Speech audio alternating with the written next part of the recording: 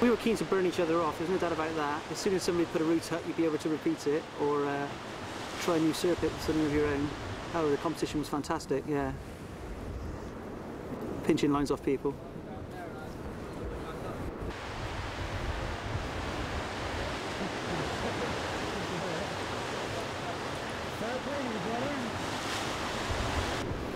Oh, it was incredible. We virtually had the place to ourselves. You could almost turn up at any crag, pick a line and climb it.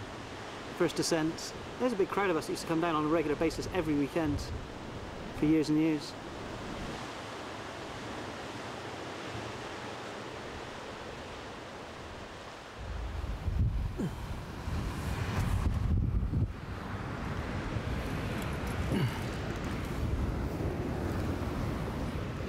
We were as ethical as we could be. We tried to climb them cleanly on site. Quite often you'd have to garden the finish because you can see the tops are very loose. But we did try and do it as ethically as we could. The standards of ethics here were very high. But really, when you start inspecting routes like that, the first descent is a foregone conclusion, isn't it? By the time you've practiced it and fitted all your gear in and you know exactly what you do, the actual first descent is a foregone conclusion, really. It's the second descent. The man who does it blindly really does the first descent.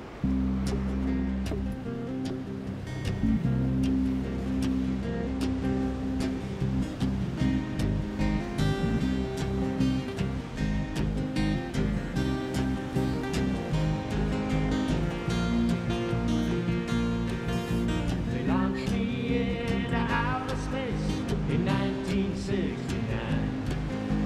One small step for a lonely match, a big one for mankind, and a memory of my childhood, playing baseball in the yard, came flooding back into my mind as I looked out at the stars. Good luck, Mr. Gorsky, I hope you get it soon. Good luck, Mr. Gorsky, I'm walking.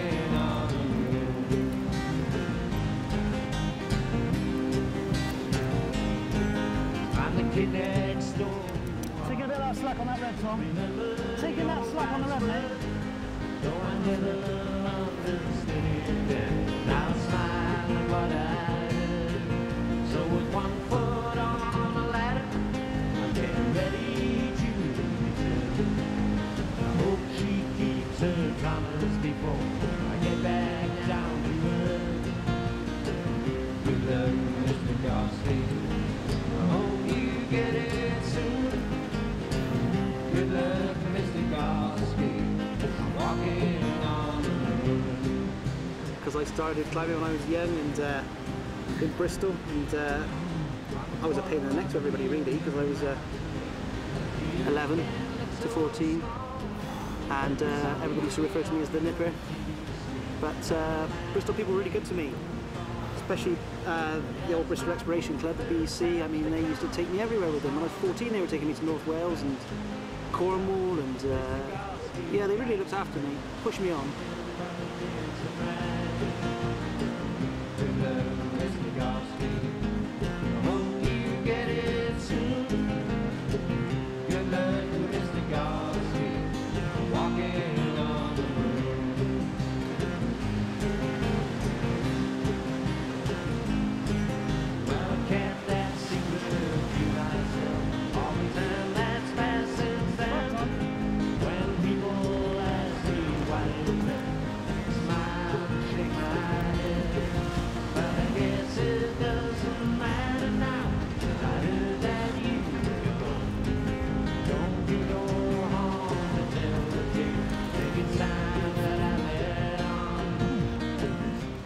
Texture and character of the rock is unique, really. There's nothing else quite like it.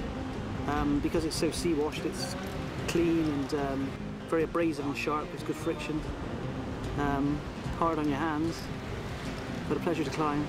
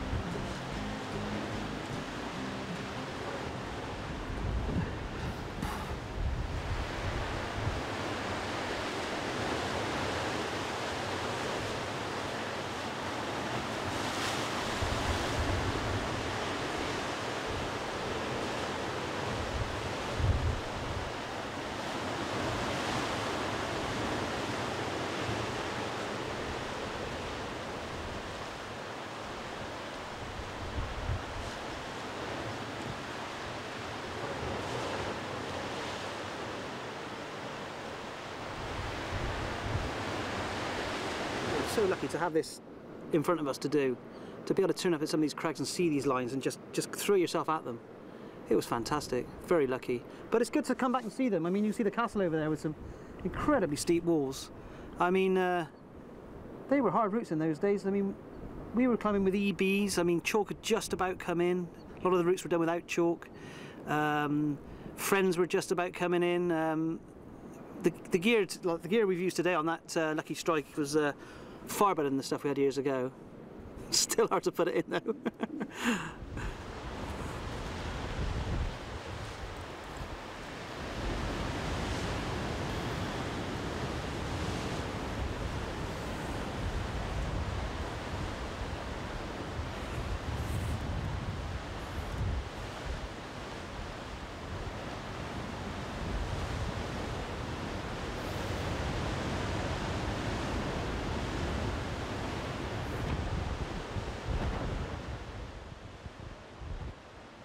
I'm just lazy at writing up routes. I'd rather be climbing than waxing lyrical about what you've done. Well, I was just happy doing it really. I wasn't on an ego trip or self-publicising. I was just out with a bunch of guys doing it. You can't be jealous in climbing. It's out there to do, isn't it?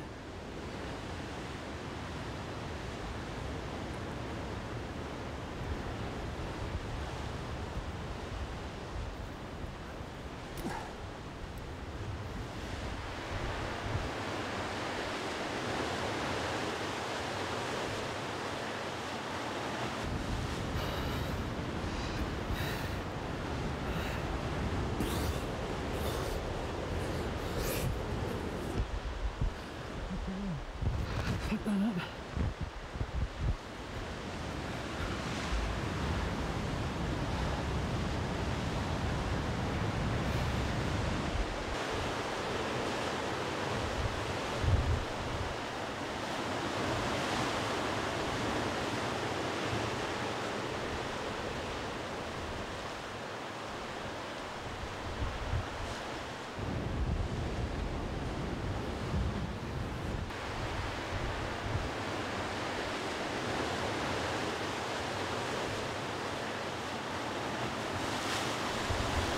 Forget how wonderful Pembroke is, don't you? I mean, look at it. Beautiful blue seas, superb climbing. I mean, the flowers, the character of the coastline, and the actual physical act of climbing on this limestone is just awesome.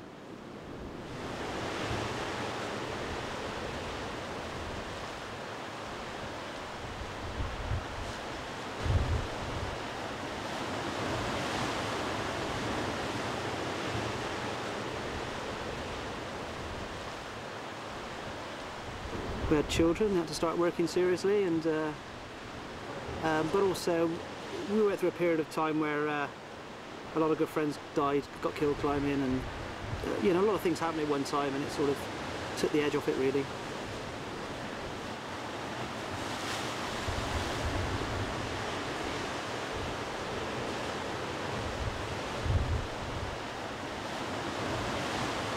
I didn't want him to fall. Too heavy. Too heavy, yeah. Well, no, I just like, well, I would have got wrenched up a bit, but yeah, he was doing good anyway. I haven't climbed for so long, I found that really strenuous. But I didn't think I was going to make the top. I was getting super pumped at the end there, but did it. Kept on burning. No point in hanging around, son, is it? Get on to the next route.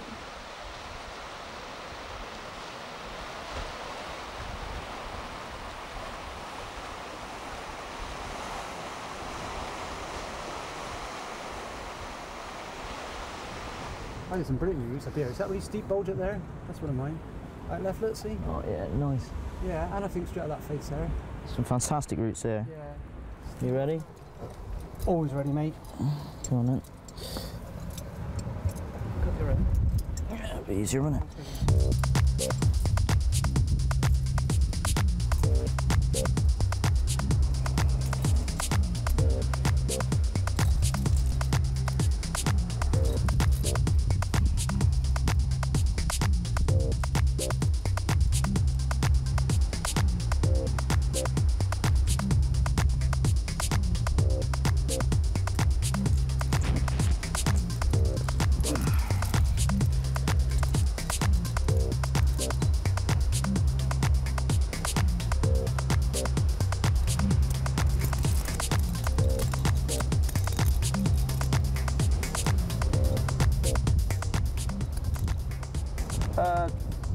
Just sort of get on with it, don't you? Just you're doing your own thing, like, yeah. It's good to climb together, you know. I mean, it's a good thing to do. But yeah, when you're up there, it's just you.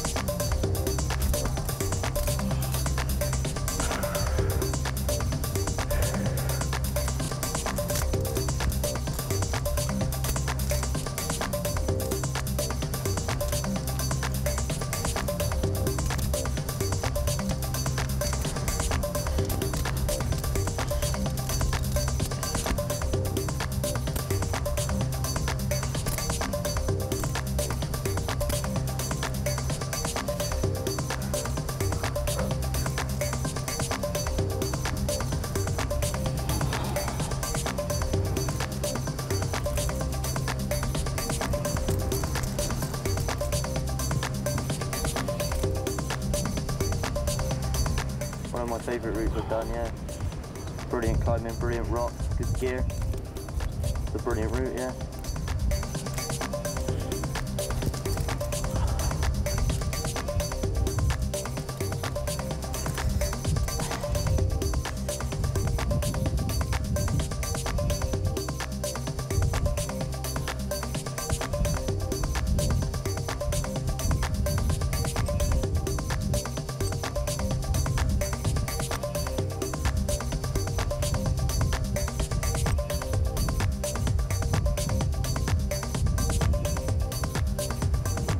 Well, I think everybody knows when they put up a good route, don't they? And often you get compliments from people saying they've done this and done that, and they enjoyed it, or they couldn't do it, or how did I do it? And but there are other climbers far better than me. They're far better routes. But I was very happy with the things I've done. I was very lucky. Had a good spell.